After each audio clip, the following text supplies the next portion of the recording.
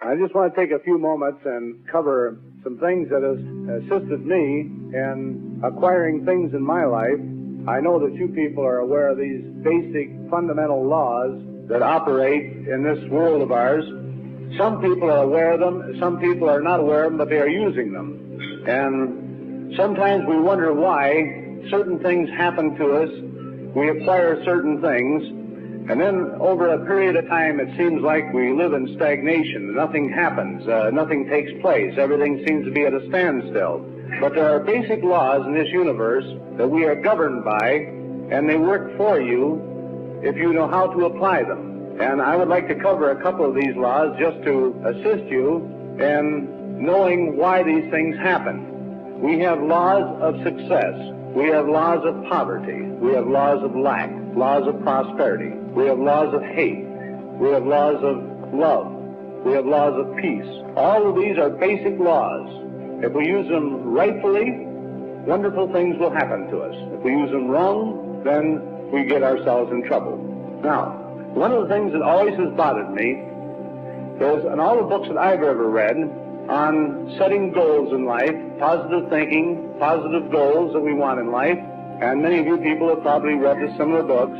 We follow these different steps, rules, laws, exactly, and if we set 10 goals in life, we end up with 2. We lose out on 8. So it is not like the law of gravity, seemingly, because it doesn't work every time. And the only reason it does not work every time is because we do not use the right law. We are only using part of the law, and so the law of averages will give you a certain percentage of your goals. That is all. You say, gee, wasn't that great? This happened to me. But whatever happened to all the other goals you had in life? I'm going to lay down a simple, basic way, and you can have anything in this world you want to have, and you can be anything in this world you want to be, and it's a simple, basic situation. There's absolutely no problem to it. These are scientific things that work every time if you will do it in a simple way. Now, the first thing that we want to become aware of, that we're going to be like farmers. We're going to plant seeds. And these seeds that we plant are the seeds we're going to reap. Now, we are all aware that if you plant a seed, a tomato, you are not going to get cucumbers. You're going to get tomatoes. If you plant a watermelon seed, you're not going to get grapefruit. You're not going to get radishes. If you want radishes, folks, you must plant radishes. And when you plant a seed in the earth, you must plant it properly. And if you do not plant it properly, you will not have the harvest. Now, one of the major problems in our country today with the average person is they take the time and the effort to buy all the harvesting equipment, but they do not understand the planting and the cultivating. We want to reap harvest, but we do not want to take the time to plant. And we do not want to take the time to cultivate. Now, the planting of a seed in the earth is basically and absolutely the same process that you use in the mental world.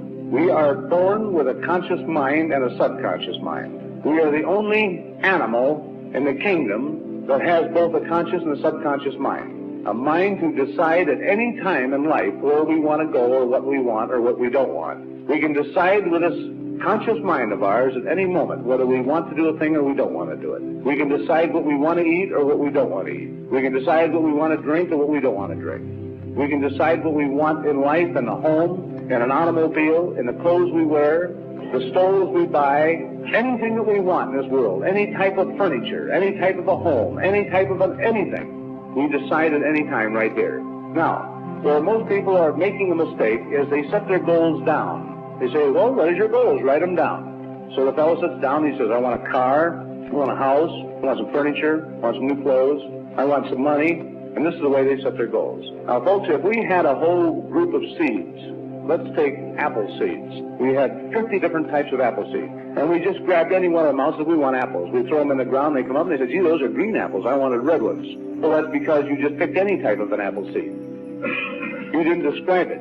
So we must learn to define. Now, you've heard of the word of visualizing, that you have to learn to visualize things. And when you visualize something, this is the thing you're going to bring in your life if the visualization is strong enough. And we're always visualizing things in our life. But our tendency is to visualize negative situations. Now, the reason for visualizing negative situations is because, folks, let's not kid ourselves, we are living in a negative world. If I ask somebody, I says, by the way, Joe, how do you feel today? He says, good, fine. The next day I ask him how he feels, and he says, I feel terrible. I've had a pain in my stomach, and I ache all over, and he goes into you think he was an actor. He can describe a negative situation in his body so wonderful, but when he feels good, he just says, fine. How come people, when they feel fine, they don't say, I feel great, I feel wonderful, I feel so great that I expect all the wonderful things in the world to happen to me today? In other words, have a little feeling when you talk about the good things in life. I say, how are you doing in business? The guy says, fine. And if he has a bad day, I says, how are you doing? He says, lousy. Oh, let me tell you, we're just having a terrible time. Did you read that article the other day? It took me several hours to find it, but it was on the back page down at the bottom in fine print, but I located it. People like negative things. They seem to vibrate with them for some strange reason. They don't want things that are negative in their life, but they keep insisting on talking about them. And they can paint the most beautiful picture of loss and lack. And the funny thing about creating things, folks, we are creators. Nothing comes to us. Everything comes through us, from us. Everything in this world that happens to us comes from here, not out here.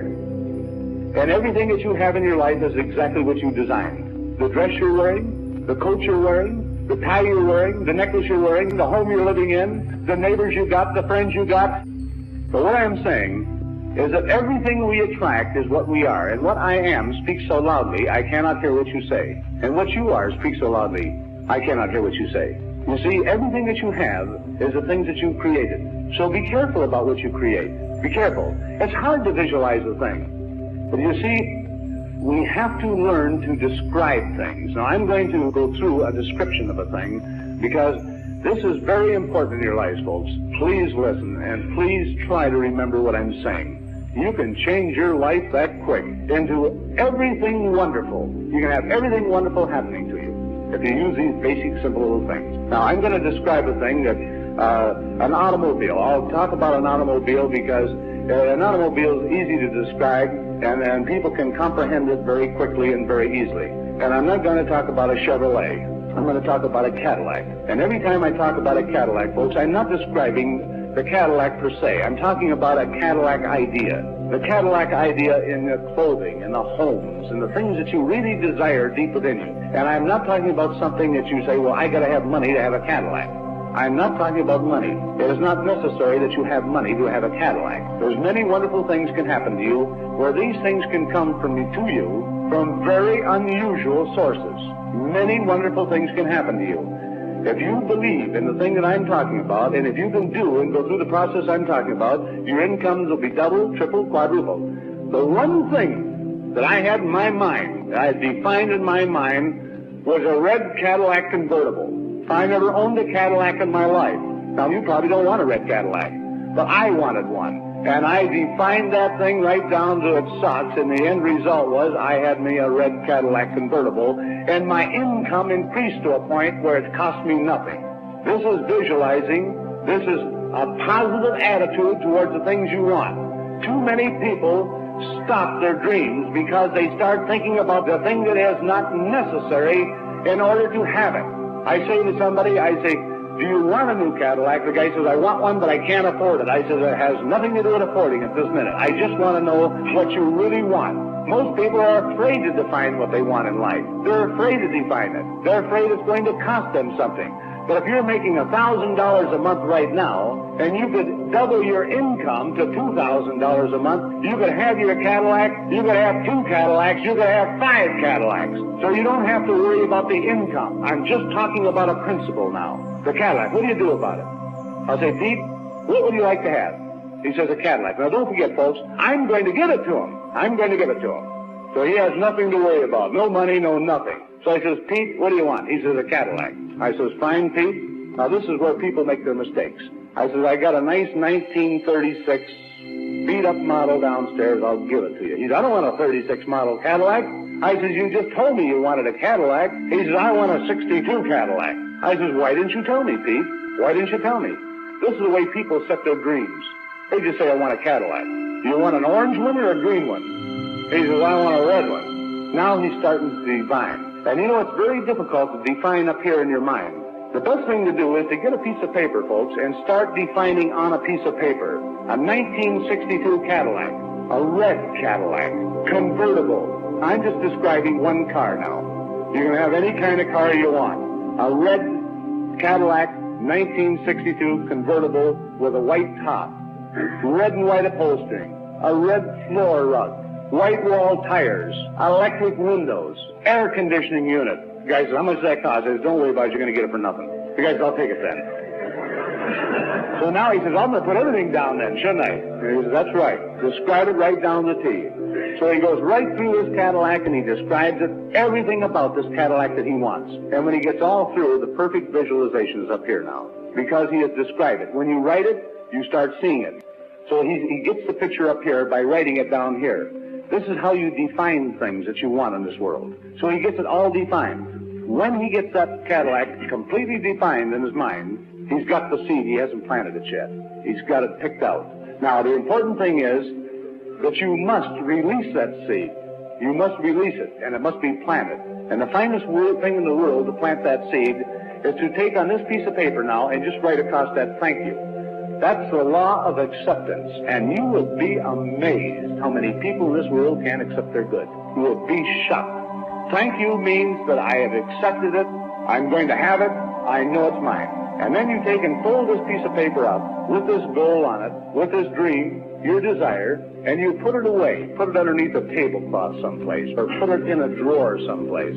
Don't carry it around and don't take it out and look at it anymore. When you do this, that is planting it in the subconscious mind. You've accepted it, it goes into the subconscious mind, and the thing starts to work. Now, the reason you put this away, the reason you put this seed away, after you have defined it, and the seed has been planted in the subconscious mind, you put it away someplace, never to look at it again. And the reason for it is like planting the seed in the earth, folks. If you go and dig that seed up 2 or 3 times a day to look at it, nothing's going to happen. And if you've ever seen a lack of faith, it's the farmer who had the gullibility to go and dig a seed up to find out if it's growing yet. Now, there's real faith. He really believes in the laws of growth. And that's the same thing with us human beings. This is where we're making our mistakes. When we plant that seed in the subconscious mind, and it's there, the dream is there, the thing starts working towards you. The Cadillac starts to work towards you. Events starts taking place out here, and the first thing you know, it's getting closer and closer to you. Now, if we take it out and we look at it, the thing that happens is we say, I wonder where it's coming from. This is a true showing of lack of faith. I wonder when it's coming. I wonder how it's coming. And so you are putting doubt into the law, and it will not come, folks. It will not come to you. Now, what's going to happen, the seed that you planted in the subconscious mind, you'll be driving down the street, you'll be in a restaurant talking to a friend, and all of a sudden this red Cadillac convertible with a white top, and the whole thing will hit you right again, or you'll see your dream. It'll keep coming back. The reason this thing keeps coming back to you, this is the only way that the universal law has of talking to you. There's no voice. That's all in visualization. And when this dream comes up, what it really means is it is on its way to you. It is on its way to you. It's right around the corner. And so you do not, at that time, say how, when, or where. All you do is say, thank you, because you know it's on its way. And that immediately puts it back out of your mind. Now, how would you act if you really and truly wanted a red Cadillac convertible? If you really and truly wanted one, it was a strong desire in your life, and you knew it was on its way, how would you act? Man, you'd vibrate all over, wouldn't you? You'd feel terrific. You'd keep saying to yourself, man, it's almost here, it's almost here. You'd walk taller, you'd look taller, you'd be happier, you'd be more positive, you'd be more everything. And so you act different. You talk different. You even look like a prosperous person. You have things, wonderful things happening to you. Now, where does the positive attitude come in at? This automatically creates a positive attitude because it's a law of expectancy. Good things are going to happen. You have planted your seeds properly, and they are working themselves to you. And so you are automatically a positive person because all these wonderful things are going to happen. Now, don't just have one seed planted, folks. Plant many seeds. Any great desire you have in your life, for tangible objects or intangible objects. You can have anything in this world you want to have, and you can be anything in this world you want to be. by using this simple process. And there's absolutely no way you can keep success from your door if you will follow these basic, simple little process that I've just described. This is the law of life.